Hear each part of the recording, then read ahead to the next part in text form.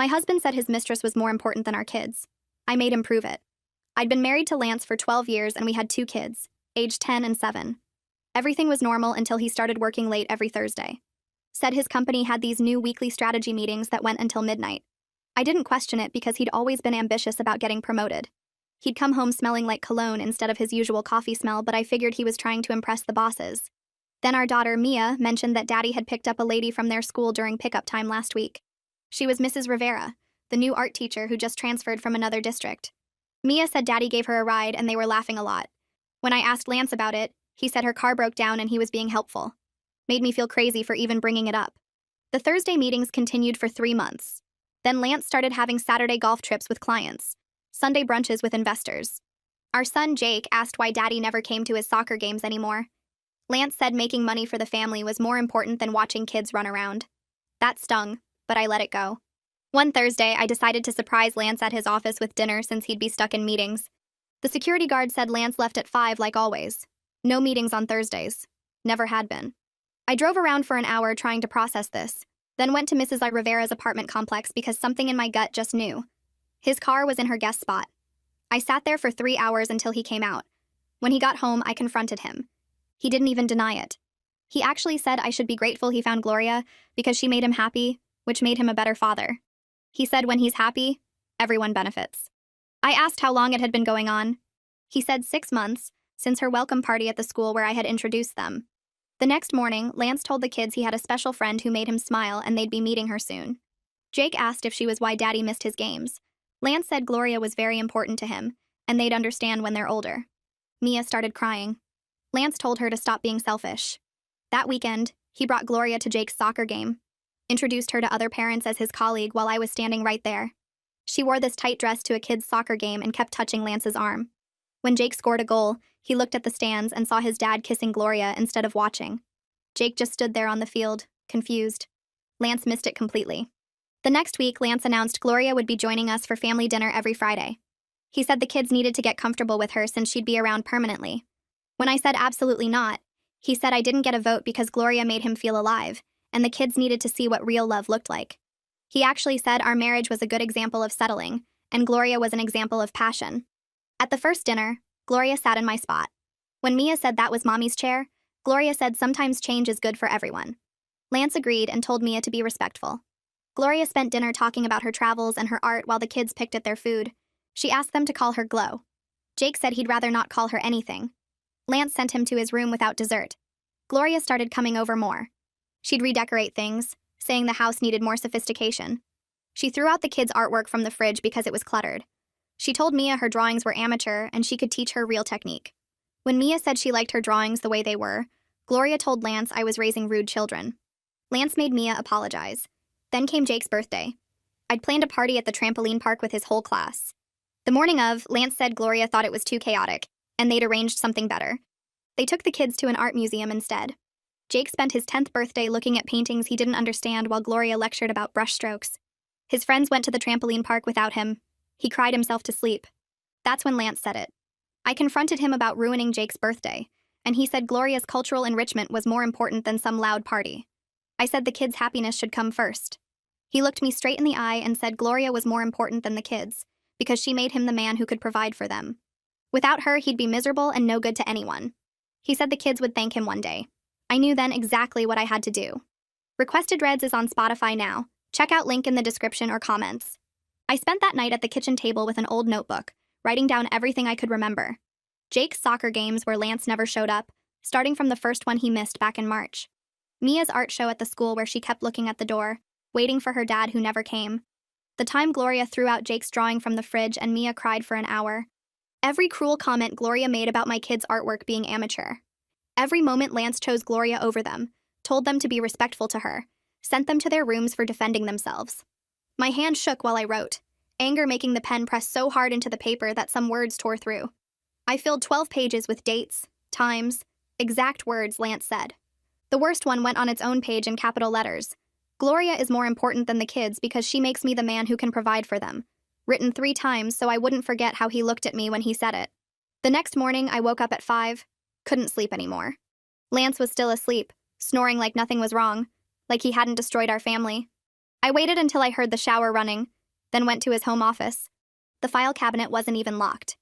I pulled out bank statements, credit card bills, investment accounts, his work calendar that showed no Thursday meetings ever scheduled. My phone camera clicked over and over, hands steadier now that I had a plan. I photographed everything, sent it all to a new email address I'd made on my phone at 4 a.m. Evidence he couldn't delete, couldn't explain away, couldn't make me feel crazy about. The work schedule was the best part, printed from his company portal with the official logo, showing he left at 5 every Thursday for the past 6 months. No meetings, just lies. At 6, I called Gwyneth, my best friend since college. She answered on the second ring, voice thick with sleep. I asked if the kids and I could stay with her for a few days while I figured things out. She didn't ask questions, didn't hesitate, just told me to pack bags and come over right now. That made me cry, standing in my kitchen at 6 a.m, because someone actually cared about protecting my kids. I packed 3 bags fast, throwing in clothes and toothbrushes and the kids' favorite stuffed animals, Mia's art supplies, Jake's soccer ball, things that would make them feel safe. Lance came downstairs at 7:30, hair still wet, checking his phone before he even looked at me. I told him calmly that the kids and I were spending the weekend at Gwyneth's house because we needed space. He barely glanced up, thumbs moving across his screen. He said that was fine because he had plans with Gloria anyway, like I'd just told him we were going to the grocery store instead of leaving him. He walked out the door without asking why we needed space, without asking if the kids were okay, without looking at me at all. At Gwyneth's house, I set the kids up with movies in her living room, cartoons they liked that made them laugh. They seemed happy to be somewhere different, somewhere Gloria wasn't. I sat at Gwyneth's kitchen table with my laptop and searched divorce attorneys. Read reviews for 2 hours, compared rates, made notes about which ones specialized in custody cases. 5 lawyers made my list, all women, all with reviews mentioning they were tough in court. One review said Jillian Rowe had helped a mother prove parental alienation and won primary custody. I highlighted that name 3 times. Monday morning, I dropped the kids at the school, hugged them extra long, promised I'd pick them up early. Then I drove to Jillian Rowe's office downtown, a small building with her name on a brass plate outside. The receptionist led me to a conference room with a big window. Jillian walked in 5 minutes later, tall with gray hair and sharp eyes that looked right through me. She sat down and told me to start from the beginning. I talked for 40 minutes straight, telling her everything while she took notes in neat handwriting. When I finished, she put her pen down, looked me straight in the eye and said, "We can protect your children." Those exact words. I almost cried again. Jillian explained that Lance's own words about Gloria being more important than his kids would destroy him in custody court. She said judges hate parents who put their affairs above their children, especially when there's proof of the mistress being cruel to the kids. She told me we needed to be smart and careful, gathering more evidence while acting like I was trying to work things out. Judges like parents who try to fix their marriages, she said, even when the marriage is obviously over. We had to play the game right. I hired her right there, wrote a check from my personal savings account that Lance didn't know about. Money I'd been saving from my part-time job at the library, just a few $100s a month for years. We made a plan together at that conference table. Document everything that happened from now on. Get the kids into therapy so a professional could see the damage and write reports for court. Wait for Lance to keep choosing Gloria over the kids, because he would. Jillian said that last part with complete certainty, like she'd seen 100 men just like Lance. She probably had. That afternoon, I picked up the kids from the school at 2 instead of 3, told them we were getting ice cream. We sat at a table outside the ice cream shop, them with chocolate cones, me with nothing because my stomach was too tight. I explained gently that Mommy and Daddy were having big problems, and we might not all live together soon. Mia asked if it was because of Gloria. I said yes. She looked relieved instead of sad, her whole face relaxing like I'd told her good news. That broke my heart worse than anything Lance had done, seeing my 10-year-old daughter relieved that her family was ending. Jake asked if he'd still have to see Gloria if we didn't live with Daddy anymore. His voice was small and scared, ice cream dripping down his hand. I promised him I would do everything in my power to protect both of them from her. He put his cone down and hugged me so tight I could barely breathe, his small arms around my neck, holding on like I might disappear. I hugged him back and realized my kids had been waiting for me to do something, to protect them, to choose them over keeping the peace. They'd been waiting for months while I tried to make it work, and I'd let them down by waiting so long. I went online that night after the ice cream, after the kids were finally asleep, and searched for family therapists who worked with children going through divorce. I needed someone who understood what my kids were dealing with, someone who could help them and also document what was happening for court. I read through websites for over an hour, looking at credentials and reviews, trying to find the right person. One name kept coming up in positive reviews, Curtis Walker, a therapist who specialized in helping kids process parental affairs and family breakdown. The reviews said he was gentle with children but thorough in his documentation, which was exactly what I needed. I called his office first thing the next morning, before the kids woke up and got his receptionist. I explained that I had 2 children, 10 and 7, who were dealing with their father's affair and the mistress being cruel to them. I told her I needed someone who could help the kids, but also provide documentation for custody proceedings. She was quiet for a moment, then said Curtis had openings later that week and would be happy to help. She scheduled Mia for Wednesday afternoon and Jake for Thursday, back-to-back appointments so I wouldn't have to make multiple trips. I thanked her and hung up, feeling like I'd taken another step toward protecting my kids. That same morning, Jillian called me. She said staying at my friend's house looked like I was abandoning the marital home, which could hurt my custody case. Judges didn't like it when one parent left the house with the kids because it looked like you were trying to keep them from the other parent, even if that parent didn't care. She told me to move back home immediately and document everything that happened there instead. I didn't want to go back, didn't want to see Lance or have the kids around Gloria again, but I understood the strategy. We packed up our things at Gwyneth's house that afternoon and I drove us home. Lance's car was in the driveway when we pulled up, which surprised me because it was only 3 in the afternoon on a Tuesday. I got the kids inside and started unpacking our bags while they went to their rooms. Lance came downstairs around 5, glanced at us like he'd barely noticed we'd been gone and went to the kitchen to make coffee. He didn't ask where we'd been or if the kids were okay. He just made his coffee and went back upstairs to his office. That night, around 6, the doorbell rang. I answered it and Gloria walked in without waiting for an invitation, carrying a bag of takeout food. Lance came down and kissed her right in front of me and the kids, then announced they'd brought dinner for everyone. I pulled out my phone and took time-stamped photos of her in our house, of Lance kissing her in our entryway, of the 2 of them setting up dinner like they owned the place. I made sure the timestamps were clear and sent them to Jillian immediately. Dinner was worse than I expected. Gloria sat at the table and immediately started watching how Mia ate, making little faces every time my daughter took a bite. Halfway through the meal, Gloria put down her fork and looked at Mia with this fake concerned expression. She said Mia needed to work on her table manners, that the way she held her fork was wrong and she chewed too loudly. She actually said my 10-year-old daughter needed etiquette lessons, like Mia was some kind of project that needed fixing.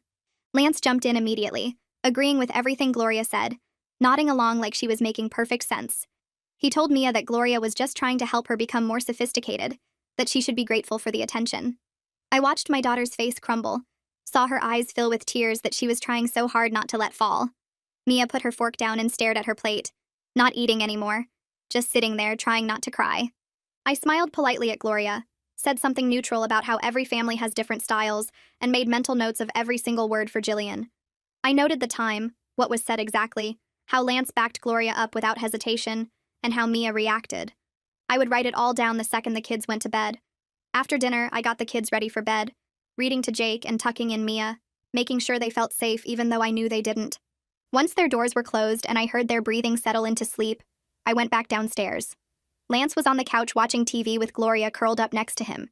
I stood in the doorway and told him clearly that Gloria was not welcome in our home anymore until we'd worked through our marriage problems. I kept my voice calm and reasonable, exactly like Jillian had told me to do. Lance looked at me and laughed. Actually laughed like I'd told a joke. He said there was nothing to work through because he was happy with Gloria, and I needed to accept that she was part of our lives now. He said it so casually, like he was talking about the weather, like our marriage and our kids meant nothing. Gloria smirked at me from the couch and Lance put his arm around her. I had my phone in my pocket, recording everything, the microphone pointed toward them. I let him talk, let him say everything about how Gloria made him happy, and I just needed to get over it and accept the new reality. I recorded every word, then excused myself and went upstairs to email the audio file to Jillian before I went to bed. The next day, I drove to Jillian's office with the recording on my phone. I sat in her conference room and played it for her, watching her face as she listened to Lance dismiss our marriage and tell me to accept his mistress. When it finished, Jillian smiled. Not a happy smile, but a satisfied one. She said Lance was making our case for us by being so obvious about his priorities, so blatant about choosing Gloria over everything else. She told me to let him keep going, keep bringing Gloria around, keep saying these things because every word and every action was evidence. She said we should let him continue while we quietly built our case, gathering everything we needed to show a judge exactly who Lance had become. I felt relieved and angry at the same time. Relieved that we were building a strong case, but angry that I had to document my husband destroying our family. Jillian told me the therapy appointments with Curtis were perfect timing, that having a professional assess the kids would be powerful evidence of the damage Lance was causing.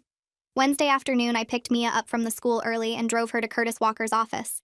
The building was small and quiet, with a waiting room that had kids' books and toys. Curtis came out to meet us, a man in his 40s with kind eyes and a calm voice. He shook Mia's hand and told her they were just going to talk and maybe draw some pictures. Nothing scary or hard. I waited in the lobby while they went into his office, checking my phone and trying not to worry. After 45 minutes, Curtis brought Mia back out. She looked tired but okay, not upset. Curtis asked if he could speak with me privately for a moment, and I followed him back to his office while Mia waited with the receptionist. He told me the session went well, that Mia had opened up about feeling replaced by Gloria, and how her daddy didn't pay attention to her anymore. He said she talked about how Gloria threw away her artwork and criticized everything she did, and how Lance always took Gloria's side. Curtis said the emotional neglect was clear and concerning, and he would be documenting everything carefully for potential court involvement. He asked me to bring Jake tomorrow and said he'd start building a complete picture of what these kids were going through. Thursday, I brought Jake to the same office. He was more nervous than Mia had been, asking me if he had to talk about Daddy and Gloria. I told him he could talk about whatever he wanted, that Curtis was there to help him feel better. Jake went into the office holding Curtis's hand, looking small and scared. This session was longer, almost an hour, and when they came out, Jake looked exhausted. Curtis asked to speak with me again, and this time his face was more serious. He said Jake's session was harder because Jake didn't have the words for his feelings yet, being only 7. But Jake had drawn a picture during their time together, and Curtis showed it to me. The drawing showed our family, but Lance and Gloria were on one side holding hands, and the 3 of us were on the other side, with a thick black line separating the 2 groups. Jake had drawn the line over and over, making it dark and heavy, creating a wall between his father and the rest of us. Curtis said the drawing spoke volumes about how Jake understood the family split, how he saw his father choosing Gloria over him and his sister and me. He said he'd keep the drawing for his files and continue documenting both children's progress and distress. I started keeping a detailed journal of every single interaction after that. When Lance missed Jake's soccer practice on Saturday because he was taking Gloria to dinner downtown, I wrote it down with the date and time. When Lance told Mia he couldn't attend her school art show because it was the same night as Gloria's gallery opening and obviously Gloria's event was more important, I documented his exact words and Mia's reaction. When Lance promised to take the kids to the park on Sunday, but spent the day with Gloria instead, leaving them sitting by the door waiting for him until I finally told them he wasn't coming, I wrote down every detail. I took photos of the kids' disappointed faces, of text messages from Lance canceling plans, of times he said he'd be home but showed up 6 hours late smelling like Gloria's perfume. I created a file on my computer with everything organized by date, every broken promise and every choice he made that hurt our children. Jillian told me this documentation would be powerful in court, showing a pattern of neglect and broken trust that no judge could ignore. 2 weeks into therapy, Curtis called me to his office without the kids. He sat me down and told me both children were showing clear signs of emotional distress directly related to their father's behavior and Gloria's presence in their lives. He said Mia was developing anxiety about going home, worried about what Gloria might criticize or throw away next. Jake was having trouble sleeping and had started acting out at the school, getting into fights with other kids when he never had before. Curtis said the damage was real and measurable, and it was getting worse the longer they stayed in that environment. He offered to write a professional assessment for custody proceedings, a detailed report about what he was seeing and how Lance's choices were harming his children. I accepted immediately, thanking him for being willing to help us. He said he'd have the assessment ready within a week, and it would clearly state that the children needed to be removed from the situation for their mental health and well-being. That weekend, Lance made his big announcement. He came home Friday night with Gloria and gathered us all in the living room like he had important news to share. He said Gloria's lease was ending next month and it didn't make sense for her to get a new place when she was at our house all the time anyway. He said she was moving in with us, moving into our home permanently, and we all needed to accept it. I felt my stomach drop, felt rage build up in my chest. I told him absolutely not, that Gloria was not moving into our house where our children lived. Lance looked at me with this cold expression and said I didn't get to control his life anymore, that this was his house too, and he could have whoever he wanted living here. Gloria smiled at me from behind him, and I knew she'd been planning this, pushing for this, wanting to take over our home completely. I didn't argue anymore that night because I knew it wouldn't matter. Instead, I went upstairs and called Jillian, telling her what Lance had just announced. She said this was actually good for our case because it showed Lance prioritizing his mistress over his children's emotional well-being in their own home, and we should let him proceed while we prepared to file for divorce and emergency custody. I grabbed my phone and dialed Jillian's number with shaking hands. She answers on the second ring, and I tell her what Lance just announced about Gloria moving in. There's a pause. Then she says, "This is actually perfect for our case." She explains that Lance moving his mistress into the family home while the kids are living there shows he's putting his relationship before their emotional well-being. She tells me to send her an email tonight documenting my objection to Gloria moving in, making it clear I told Lance no and he's doing it anyway. Then she says we let him proceed with this terrible decision while we file for divorce and emergency custody. Her voice is calm and strategic, like she's seen this pattern 100 times before. I thank her and hang up, feeling slightly less panicked now that I have a plan. That night after Lance goes to bed, I sit both kids down at the kitchen table. Mia clutches her stuffed rabbit and Jake keeps picking at a loose thread on his shirt. I tell them Daddy has decided Gloria is going to live with us starting next month. Mia's face crumples immediately, and Jake just stares at the table.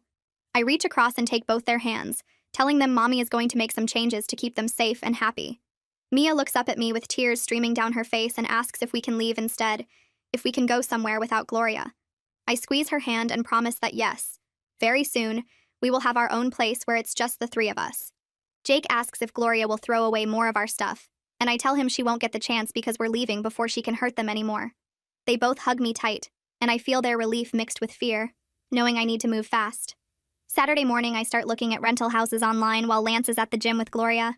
I search for places near the kids' school so they don't have to change districts and lose their friends. Most places are too expensive or too far away, but then I find a small 3-bedroom house just 4 blocks from their school. The rent is more than I'm paying now, but I can afford it if I pick up extra shifts at work. I call the landlord and arrange to see it that afternoon. The house is older and needs some work, but it has a backyard where Jake can practice soccer and a spare room Mia can use for her art. I fill out the application right there and put down a deposit using money from my savings account. The landlord says I can move in within the month, and I feel hope for the first time in weeks. Tuesday morning, Lance leaves for work early, and 3 hours later, Gloria shows up with suitcases and boxes. She doesn't knock, just uses the key Lance gave her and walks in like she owns the place. I watch from the kitchen as she takes over the guest room, hanging her clothes in the closet and putting her toiletries in the bathroom. Then she starts rearranging the living room furniture without asking anyone. She moves the couch to a different wall and shifts the coffee table to the center. She takes down the kids' artwork that was displayed on the walls, the drawings and paintings they were so proud of, and tosses them in a trash bag. In their place, she hangs her own pieces, abstract paintings with harsh colors that feel cold and unwelcoming. When Mia comes home from the school and sees her butterfly painting in the trash, she starts crying. Gloria tells her the house needs to look more mature now that she lives here, that children's artwork is fine for the refrigerator but not for display. I pull the drawings out of the trash after Gloria goes upstairs and hide them in my closet. Thursday afternoon, Jake comes home from the school with red eyes and tear tracks on his face. I ask what's wrong, and he tells me some kids were teasing him about his dad having a girlfriend. Apparently, their parents had been talking about seeing Lance and Gloria around town together, holding hands at restaurants and kissing in parking lots. The other kids called Jake's family weird and asked if his mom knew his dad had a new wife. Jake says he tried to ignore them, but they wouldn't stop, and he ended up pushing one of the boys during recess. I hug him close while he cries into my shoulder. When Lance gets home, I tell him what happened, and he barely looks up from his phone. He says kids are mean sometimes and Jake needs to toughen up, that he can't let other people's opinions bother him. Jake starts crying harder and runs to his room. Lance shrugs and goes to find Gloria. I sit at my laptop that night and type out every detail of what happened to Jake. I write down the names of the kids who teased him, what they said, how Lance dismissed his pain. I describe Jake's tears and his fear of going back to the school. I email it all to Jillian with the subject line, reputational harm to children. She responds within an hour saying this is exactly what we need. Proof that Lance's public affair is damaging the kids' social lives and emotional health. She says she's ready to file divorce papers whenever I give the word. I tell her I need 1 more week to get the rental house ready, to move some things over gradually so Lance doesn't notice. She agrees and says to keep documenting everything until then. Saturday afternoon, Gloria announces she wants to give Mia an art lesson. She sets up supplies in the dining room and calls for Mia to come downstairs. Mia stays in her room with the door locked. Gloria knocks and says she's trying to help, that Mia has potential but needs proper instruction. Mia yells through the door that she doesn't want Gloria to teach her anything. Gloria's face turns red and she storms off to find Lance. 20 minutes later, Lance comes upstairs and tells Mia she's being disrespectful to someone who's trying to help her improve. Mia says she likes her art the way it is and doesn't want to change. Lance says she's grounded from her art supplies for a week, that she needs to learn gratitude and respect. Mia screams that she hates Gloria and slams her door. I stand in the hallway with my phone in my pocket, recording the whole conversation. After Lance leaves, I photograph Mia crying on her bed and the empty space where her art supplies used to be. Monday morning, I have an appointment with Curtis for both kids' therapy session. After he meets with them separately, he calls me into his office alone. His expression is serious as he tells me both children are showing major anxiety and depression related to the home situation. He says Mia is developing fear about going home because she worries what Gloria might criticize or throw away next. Jake is having trouble sleeping and started acting out at the school when he never had behavioral problems before. Curtis says the damage is real and getting worse the longer they stay in that environment. He offers to write a professional assessment for custody proceedings, a detailed report about what he's seeing, and how Lance's choices are harming his children. I accept immediately, and he says he'll have it ready within a week. He also says he's willing to testify in court if needed about the psychological harm they're experiencing. I start picking up every extra shift I can get at work, covering for other people and staying late whenever possible. At night after Lance falls asleep, Gwyneth comes over and helps me pack boxes. We work quietly, filling boxes with clothes and toys and kitchen items Lance won't notice missing. I take them to the rental house in small loads, setting up the kids' rooms first so they'll have familiar things waiting for them. Gwyneth keeps telling me how proud she is that I'm protecting my kids, that I'm doing the right thing even though it's scary. She helps me move my clothes and books, picture frames and dishes, all the personal items that make a house feel like home. Lance never notices the gradual emptying of our shared space because he's too busy with Gloria. Friday night, Gloria hosts a dinner party at our house for her art teacher friends. She sends out invitations and plans the menu without asking me. 6 people show up carrying wine bottles and acting like this is Gloria's home. She introduces Lance as her partner while I'm standing right there in my own kitchen. The guests look uncomfortable, glancing between Gloria and me with confused expressions. One woman asks how long Lance and I have been separated, and Gloria laughs, saying they're working on that part. I smile politely and serve appetizers, making mental notes about how Gloria is already acting like a wife in front of witnesses. I take photos of the party, of Gloria playing hostess in my home, of Lance with his arm around her while she shows off her artwork on my walls. Everything goes into the file for Jillian. One of Gloria's art teacher friends finds me in the kitchen while I'm refilling wine glasses. She touches my arm gently and leans in close. She tells me she's really sorry about what I'm going through. She says Gloria has always been selfish, even back in college when they roomed together. She mentions that Gloria went after her boyfriend once and didn't even feel bad about it afterward. She says she's not surprised Gloria would pursue a married man with kids because Gloria only thinks about what makes Gloria happy. I thank her quietly and ask if she'd be willing to share that information with my lawyer if needed. She nods and writes her phone number on a napkin, telling me to call anytime. She says someone needs to stand up for those kids because they deserve better. I fold the napkin carefully and put it in my pocket, adding it to my mental list of evidence for Jillian. 3 days later, I'm at home when Jake's soccer coach calls my cell phone. His voice sounds worried as he asks if I can come to the field right away. I drive there in 10 minutes, my stomach tight with fear about what happened. When I arrive, Jake is sitting on the bench with tears running down his face while the other kids practice drills. The coach pulls me aside and explains what happened. Jake saw his dad's car pull into the parking lot during warm-ups and got so excited he ran toward it. But Lance was just dropping Gloria off at the gym next door and didn't even look at the field. Jake stood there watching his dad drive away without acknowledging him. Then Jake broke down crying right there on the field and couldn't stop. The coach had to pull him out of practice because he was too upset to play. I sit next to Jake on the bench and put my arm around him. He buries his face in my shoulder and sobs. I explain to the coach quietly that we're going through a difficult divorce, and his father has been prioritizing other things over the kids. The coach nods with understanding and concern in his eyes. The coach walks with us to my car after Jake calms down enough to leave. He mentions that he's noticed big changes in Jake over the past few months.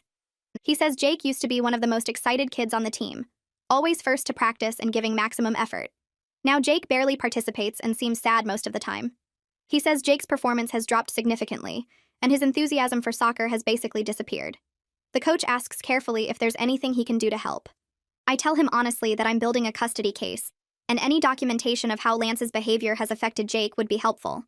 The coach says he'll write a detailed statement about the changes he's observed in Jake's behavior and attitude. He mentions specific examples of Jake's declining performance and emotional state during practices and games. He says he'll email it to me by tomorrow because kids shouldn't have to go through this kind of pain. I thank him with tears in my eyes and drive Jake home. The next morning, I call Jillian's office and schedule an appointment for that afternoon. I spend 2 hours organizing everything into folders. Curtis's psychological assessments of both kids with detailed notes about their anxiety and depression. The coach's statement about Jake's declining performance and emotional breakdown. My documentation of every incident, every missed game, every cruel comment Gloria made. The recording of Lance saying Gloria is more important than the kids. Photos of Gloria throwing out the kids' artwork and taking over our home. Screenshots of texts and emails. The contact information for Gloria's friend who witnessed her selfish behavior for years. I put everything in a large envelope and drive to Jillian's office. She greets me in the conference room and I spread everything across the table. She picks up each piece of evidence carefully, reading through Curtis's assessments first. Her expression gets more serious as she reviews the coach's statement and listens to the recording. She looks at the photos of the kids' artwork in the trash and Gloria's dinner party at our house. She reads through my detailed timeline of events with dates and times. When she finishes reviewing everything, she sits back in her chair. Jillian tells me we have a really strong case for primary custody with limited visitation for Lance. She says the combination of professional assessments, witness statements, recorded admissions, and documented patterns of neglect creates a picture that family court judges take very seriously. She explains that Lance prioritizing his mistress over his children's emotional well-being, combined with Gloria's cruelty toward them, gives us solid grounds for requesting supervised visitation only. She says we can also request a restraining order keeping Gloria away from the children during any visitation time Lance does get. She starts drafting divorce papers right there while I wait, typing quickly on her laptop. She includes requests for full physical custody, child support based on Lance's real income, and specific provisions protecting the kids from Gloria's influence. She prints everything out and shows me each section, explaining what it means and why it matters. She says she'll file the papers this week and have Lance served. She tells me to prepare for him to react badly, but to stay calm and document everything he does. She reminds me that his behavior will only help our case. Friday morning arrives and Lance leaves for work at his usual time. I wait until his car disappears down the street before I start moving. I take the kids to the school like normal, hugging them both extra tight before they go inside. Then I drive back home and load the last boxes into my car. Gwyneth meets me at the house with her truck, and we work quickly, carrying out the remaining furniture and belongings. We take the kids' beds, their dressers, the kitchen table Lance never noticed was mine before we got married. We pack up all the personal items, family photos, anything that makes this house feel like ours. The rental house already has most of our stuff from the gradual moves over the past weeks. This is just the final load, the last pieces of our life here. I leave the divorce papers on the kitchen counter where Lance will see them immediately when he comes home. I write a short note on top that says we're done, and he can contact me only through Jillian. I take my phone to the carrier store and get a new number, giving the new contact information only to Jillian, the school, and a few trusted friends.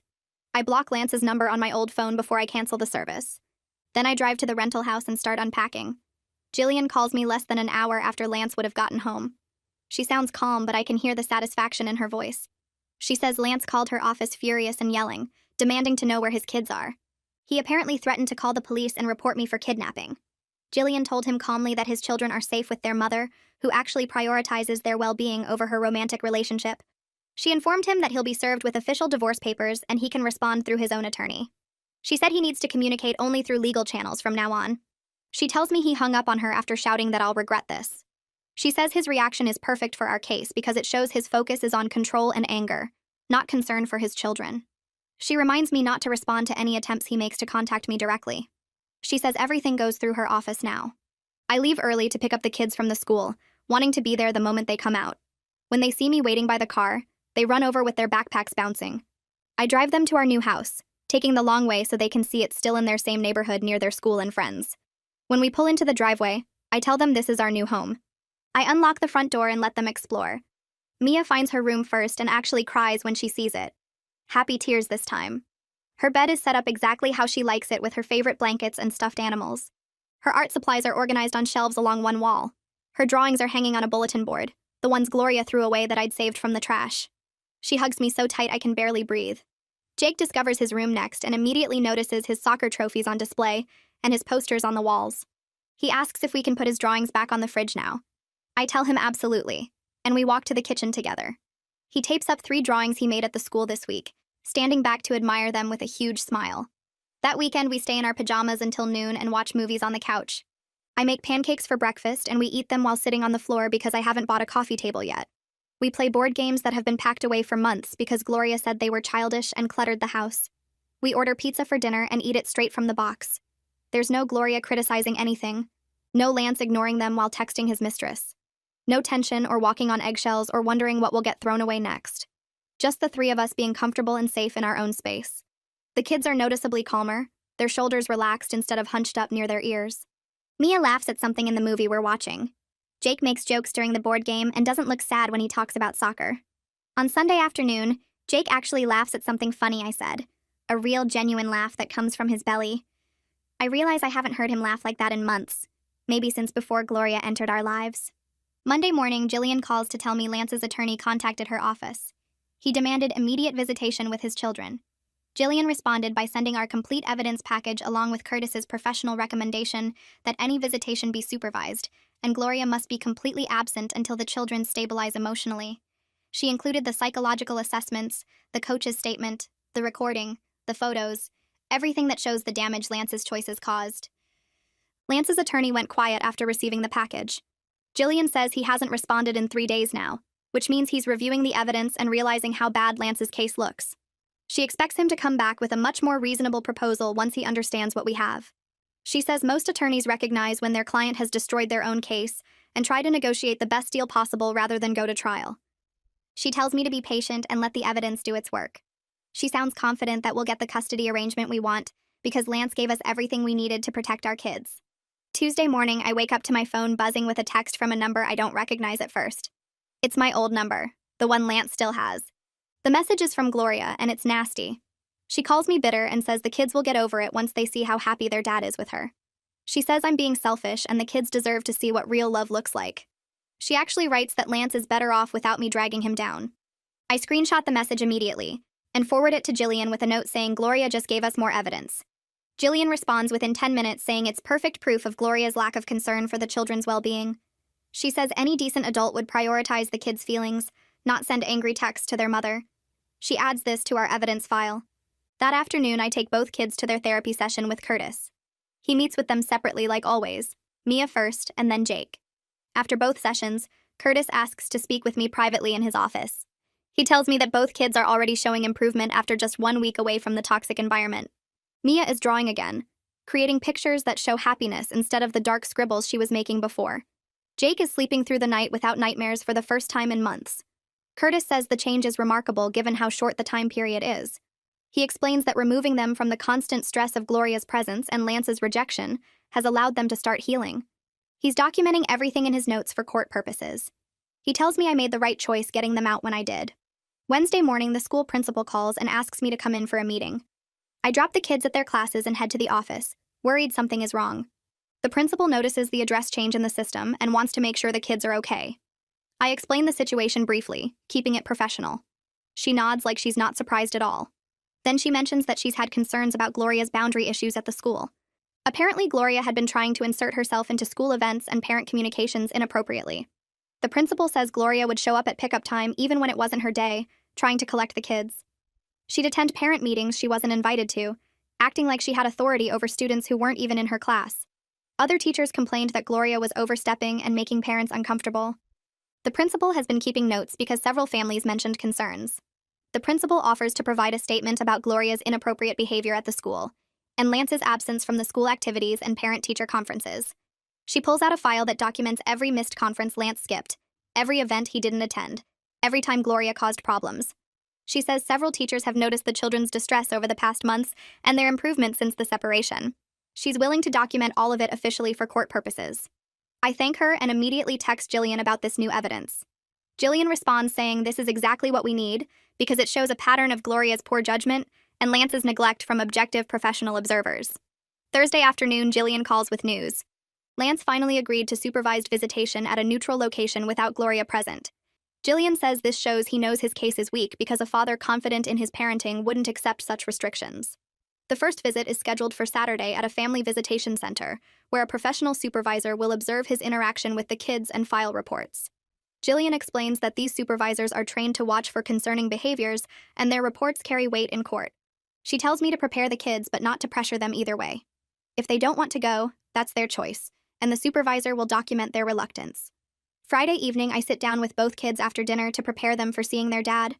I explain that it will be just him without Gloria and they can leave if they feel uncomfortable. The supervisor is there to make sure everyone is safe and respected.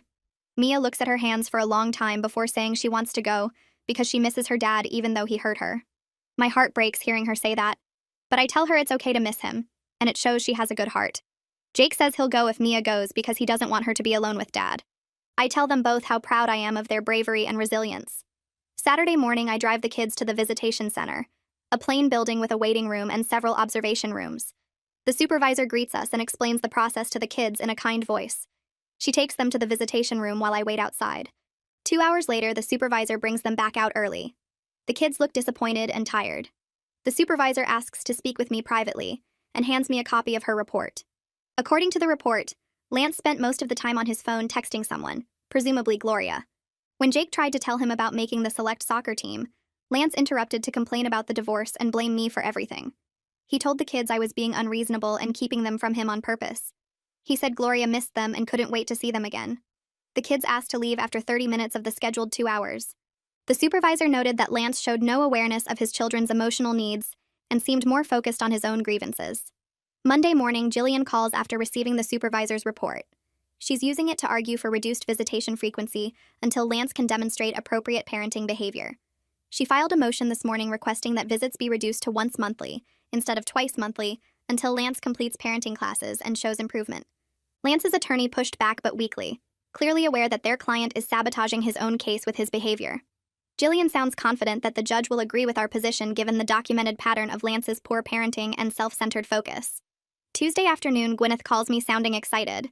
She heard through mutual friends that Lance's relationship with Gloria is already showing strain. Apparently, Gloria is upset that he has kids and custody issues cramping their lifestyle. She's been complaining to her friends that she didn't sign up for this drama, and Lance comes with too much baggage. The friend says Gloria seems ready to move on to someone less complicated, someone without children and an ex-wife. Gwyneth thinks Gloria might leave Lance soon, which would be poetic justice after everything he sacrificed for her. I try not to feel satisfied about this, but I can't help it. 2 months pass with the kids settling into our new routine and Lance having minimal supervised visits that continue to go poorly. Finally, the mediation session arrives. I meet Jillian at her office and we drive to the mediator's building together.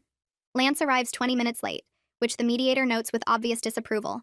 He keeps checking his phone throughout the meeting, typing messages and barely paying attention. The mediator asks him to put the phone away, and he does, but keeps glancing at it. We sit across from each other with our attorneys on either side, and the mediator at the head of the table. The mediator reviews the custody proposal and asks if we're ready to discuss arrangements. Lance immediately jumps in, saying he wants more time with his kids. Jillian pulls out the folder I recognize from our preparation meetings and starts laying documents on the table. She doesn't rush, just places each piece of evidence carefully where the mediator can see it. The supervisor's reports from the visitation center go down first, then Curtis's psychological assessments of both kids, then the soccer coach's statement about Jake's declining performance and emotional state. She adds the principal's documentation about Gloria's inappropriate behavior at the school and Lance's absence from parent-teacher conferences and school events.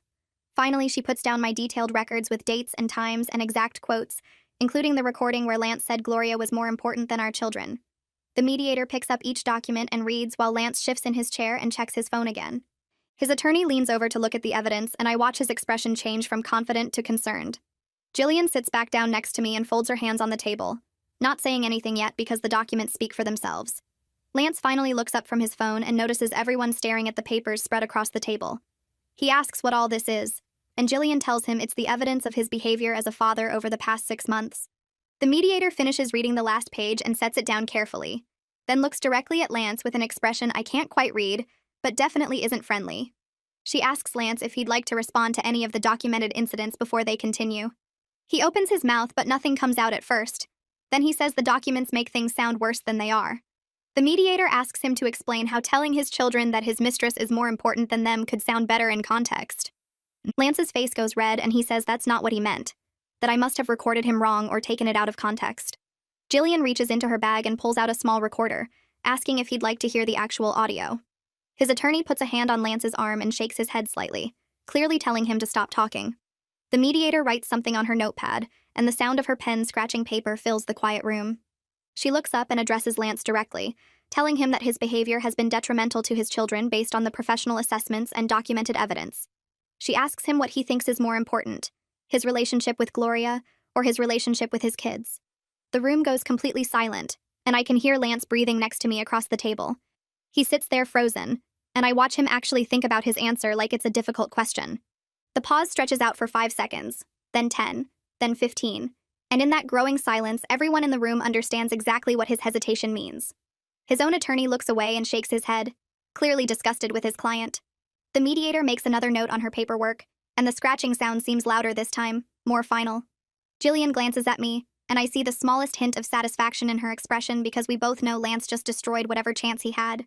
He finally says he loves his children, but Gloria makes him happy, and he can't just end that relationship. The mediator asks if he understands that his children's therapist has documented significant emotional distress directly caused by Gloria's presence in their lives. Lance says the kids will adjust once they get to know her better, that they're just being difficult because I've turned them against her. The mediator closes the folder in front of her with a firm snap that makes Lance jump slightly. She tells us she's reviewed all the evidence and heard both sides, and she's ready to make her recommendation to the court. Lance sits up straighter like he thinks this might go his way somehow. The mediator says she recommends primary physical custody to me with supervised visitation for Lance every other weekend. Lance starts to protest, but she holds up her hand and continues talking. The visitation is contingent on him completing parenting classes and individual therapy to address his priorities and behavior patterns. She adds that Gloria should have no contact with the children until they're older and can choose for themselves whether to have a relationship with her, based on the documented emotional harm her presence has caused. Lance's attorney writes this all down and then tells Lance quietly that he should accept this recommendation. Lance asks why he should accept anything, that he wants to fight this in court. His attorney explains that a judge will likely be even less sympathetic given the evidence, and that fighting this will cost him a lot of money, and probably result in an even worse outcome. The attorney says the words carefully like he's talking to a child who doesn't understand consequences. Lance looks at me across the table and his expression is pure anger, like I'm the villain in this situation instead of the person protecting our children from his selfish choices. The mediator asks if he's willing to sign the agreement or if he wants to proceed to trial. His attorney nudges him and Lance grabs the pen roughly, signing his name on the paperwork with hard strokes that nearly tear the paper. He glares at me the entire time and I meet his eyes without looking away because I have nothing to be ashamed of.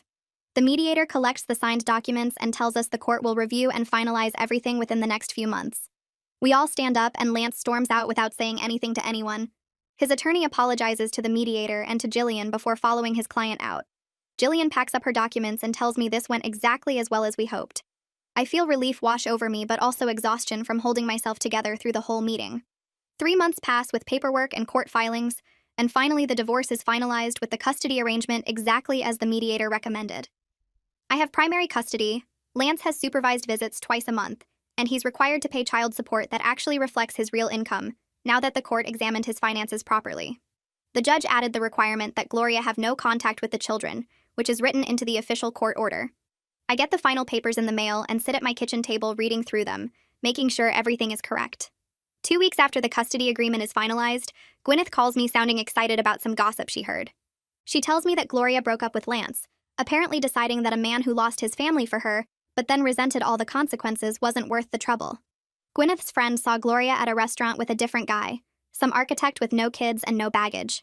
I try not to feel satisfied about this, but I completely fail, because the justice feels too perfect. Lance gave up his family for someone who didn't even want him once the reality set in. A few days later, I get an unexpected call from Oscar, Lance's boss at work. He apologizes for not realizing what Lance was doing during work hours and how it affected our family.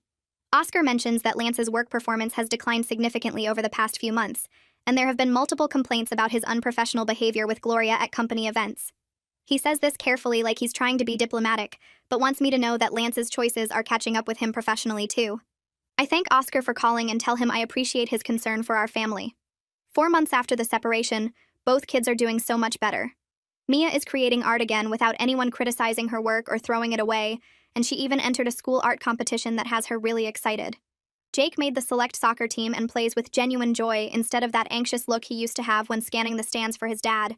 They still have hard days when they miss having their father around properly, but the constant anxiety that used to fill our house is completely gone. Curtis tells me in our check-in meetings that both kids are making excellent progress in therapy and showing real resilience. Lance's supervised visits remain a problem because he cancels frequently, shows up late when he does come, and still seems more focused on his phone than on his children.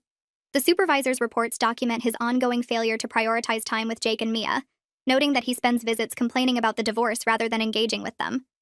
Curtis mentions that the kids are increasingly ambivalent about seeing their father, asking less often when the next visit is, and showing less disappointment when Lance cancels. 2 months after that last visit report, my boss calls me into her office and tells me they're promoting me to senior coordinator with a 20% pay increase and better benefits. I sign the paperwork right there, already calculating in my head what this means for the kids. That weekend, I take Mia to the art supply store and let her pick out professional quality paints and brushes, the kind Gloria said she wasn't ready for. Jake gets new cleats, and we sign him up for the travel soccer team he's been wanting to try. We stop for ice cream after, and Gwyneth meets us there, taking one look at me and saying, I'm glowing now that the weight of that terrible marriage is off my shoulders. She's right. I feel lighter than I have in years, like I can finally breathe without that constant pressure in my chest. The kids are laughing over their Sundays, and I realize this is what normal feels like, what our lives should have been all along. 6 months after the divorce is finalized, we're having breakfast on a Saturday morning when Mia puts down her fork and tells me she's glad we left. She says now she can be herself without Gloria criticizing everything she does, without worrying that her artwork isn't good enough or sophisticated enough.